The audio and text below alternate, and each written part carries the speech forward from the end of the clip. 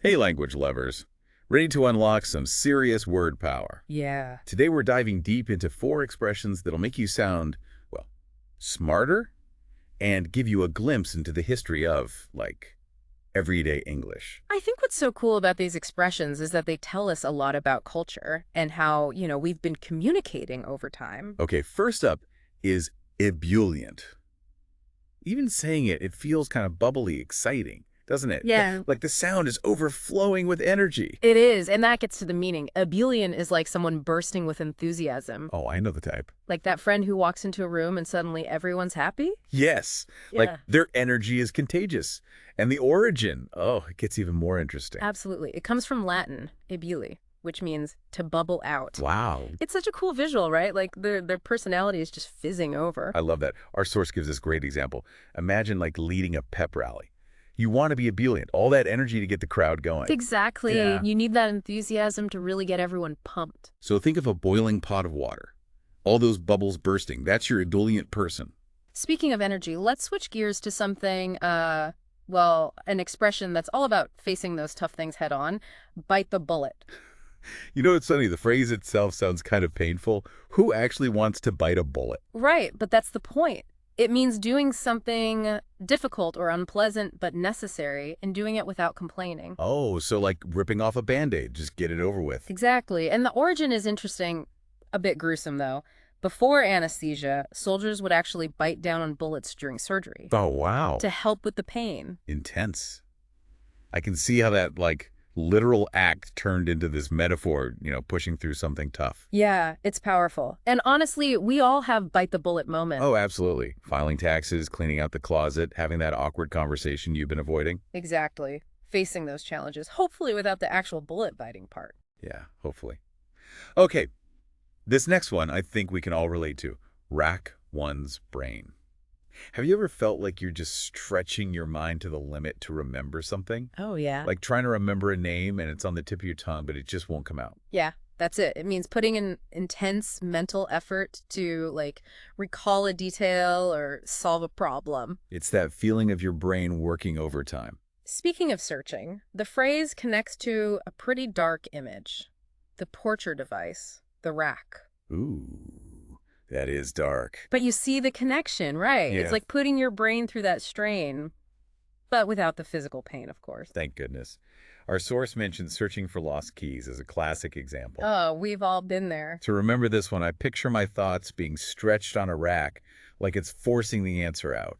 A great visual. It really captures that feeling of mental strain. A little dramatic, but it works. All right, ready for some British slang? Oh, always.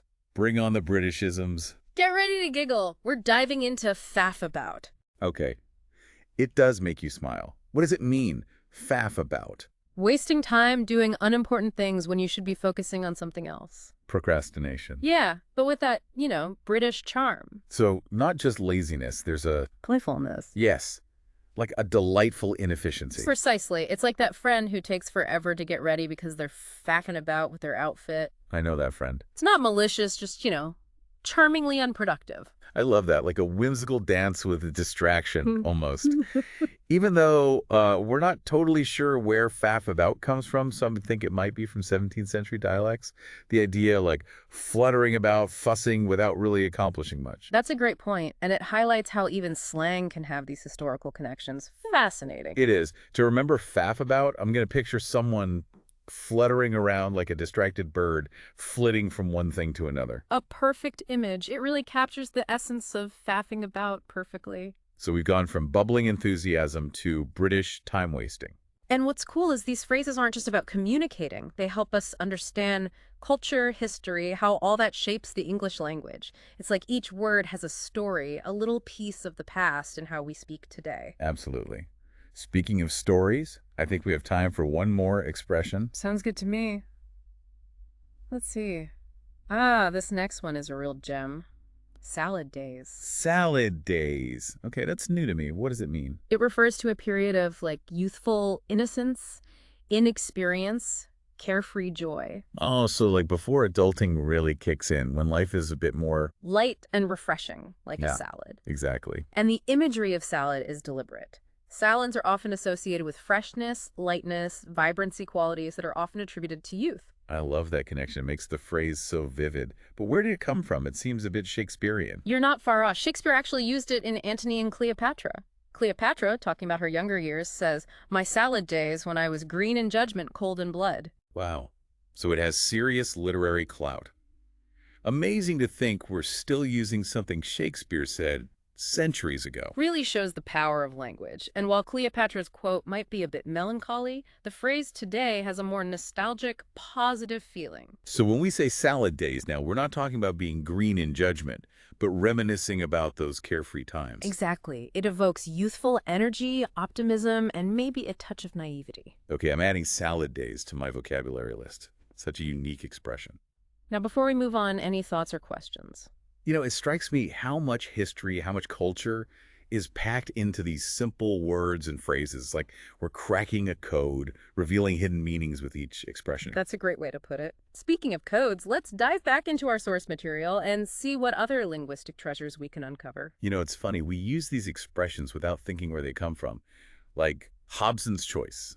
Ever heard that one? Oh, Hobson's choice. That's a classic. It's when you have a choice, but really only one option. Ah, the illusion of choice. Yeah. Like you can have any ice cream you want as long as it's vanilla. Oh, been there. Yeah. So you're steered to a specific outcome. Exactly. And the story behind it, it's pretty interesting. It comes from this guy, Thomas Hobson. He had a livery stable in England way back in the 16th century. He'd rent out horses, but he had this rule. You could only take the horse closest to the door. No picking your favorite? Nope. Take it or leave it with Hobson. Seems like a strange way to run a business. Right. But he had his reasons. He wanted to make sure all his horses were used equally. Prevent customers from always going for the best looking ones. Ah, to manage his resources fairly. Exactly. So even though his customers felt limited, Hobson's system was actually beneficial in the long run. So Hobson's choice isn't about being forced into something bad, but having a limited but fair option. Yeah. I'm curious, can you think of any Hobson's choice situations in your life? Let me think. Choosing internet providers sometimes feels like that. There's technically a choice, but often only one provider available. Perfect example. Or maybe like limited vegan options at a restaurant. Yes, one dish or nothing. Hobson's choice definitely sums that up, going straight into my mental vocabulary vault. Speaking of things that are good to have on hand, our next one is baker's dozen. I bet you can guess what this one's about. Ooh, baker's dozen. Does it involve extra pastries? You got it. It means getting 13 items instead of 12. A little bonus. Instead of a dozen donuts, you get 13. Bakers had a good reputation for a reason. Right, and the history behind it is fascinating. Back in medieval England, bakers had to follow strict rules. If they shortchanged customers, the punishments were harsh. So to avoid trouble, they'd add an extra loaf to make absolutely sure they weren't underselling. Exactly. Clever way to protect themselves and keep customers happy. Win-win. The baker stays out of trouble, the customer gets extra. It shows how these expressions reflect solutions to problems. And even though we don't buy loaves of bread as often now, baker's dozen still pops up. Absolutely. Like ordering a dozen roses and getting 13. Spot on. A delightful bonus. Makes you wonder, what are some other modern-day baker's dozens? Like maybe that extra song on an album or a bonus feature in a software update. Ooh, I like that. It's a nice reminder that sometimes we get more than we bargained for. Okay, ready for another expression? This one adds a bit of whimsy. Let's talk about blue moon. Blue moon. Heard that one, but not sure what it means. Is it about the moon turning blue? Well, the moon can sometimes look bluish, but blue moon is more about rarity than color. It means something that happens very infrequently. Like seeing something unusual and thinking, wow, that doesn't happen every day. So not the moon being blue, but how rare an event is. Like I only eat fast food once in a blue moon. Exactly. And the origin, it's a bit of a puzzle. A few theories, but one connects it to the traditional definition of a blue moon in astronomy. Oh, tell me more. The astronomy connection to language always fascinates me. In traditional lunar calendars, a blue moon is the third full moon in a season with 4. Most seasons only have 3, so this 4th one was rare. Like a bonus full moon messing with the rhythm. Yeah, and because it was uncommon, it became associated with rarity. So an unexpected event that kind of disrupts the norm. Precisely. While the astronomy definition's technical blue moon now just means rare in everyday talk. Amazing how these expressions can be simple, but have complex origins. Hmm. Really makes you appreciate language. Totally agree. That's why I love exploring them. It's like peeling back layers of history, culture. Speaking of which, time for one more expression. I'm all ears. What else do you have? Let's talk about rule of thumb. Might